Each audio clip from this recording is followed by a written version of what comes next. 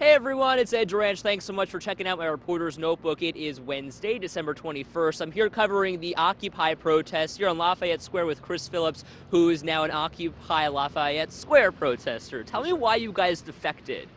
A number of reasons. We just felt that outreach was critical to the operation. We wanted to make sure that the rail running by here could really see the message that we have for them, and that's thousands of people every day. So we are very happy about that. And then to boot, we just felt that, naturally speaking, we could accomplish more in two locations than one, and it just made sense. And when you told me you said that you would occupy Buffalo, you really mean you're occupying Buffalo. That's correct. You know, we didn't see any sort of limitations on that. And really for the last 3 months we've been talking about occupying everything in this city, from the west side to the east side to UB, Buff State, and all the different, universities and whatnot. So, and that's really what's happening around the country. If you look at, UC Davis, for instance, out in California, here are college students on their campus, doing what we're doing, but on their campus. And we see that happening here in Buffalo, too. Are you planning to take that message? Are you planning to continue moving into other parts of the area?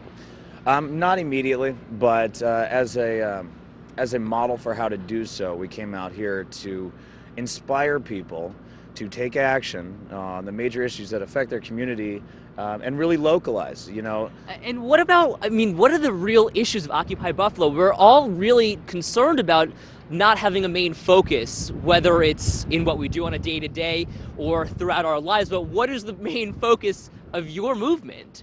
I'm going to say that, the message has been said 1,000 times, people's need over corporate greed. But how do you apply that to the reality in the city?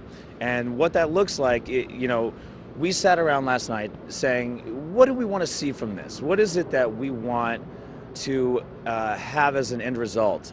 And, so many different answers came out, from the beautification of Main Street, the revitalization of many of the old abandoned office spaces here, to the dilapidated ghettos and how they need attention, and how the roads aren't paved, and how people don't have health care. And so, you say people's need over corporate greed, but the result of the corporate greed has been that people's need has not been paid attention to. So we're going back to, we need to pave these roads, we need to give people health care, and make sure that everyone's lives are improving. So really here in Buffalo, it's less of the stock market corporate greed, rather more of the local presence of beautiful areas. Absolutely.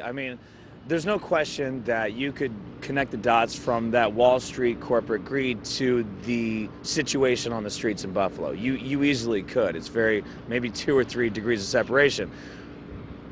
But that's not how you would connect with the people of Buffalo. You want to connect with the people of Buffalo, you have to highlight the real issues. And the real issues are that there's no jobs, there's no money. You have an entire workforce of homeless people in these streets and garbage just flying everywhere. That needs to stop. We feel that the government could be doing a lot more to make sure that they get put to work, they have adequate health care, and that their kids have a good shot at an education without drowning in debt.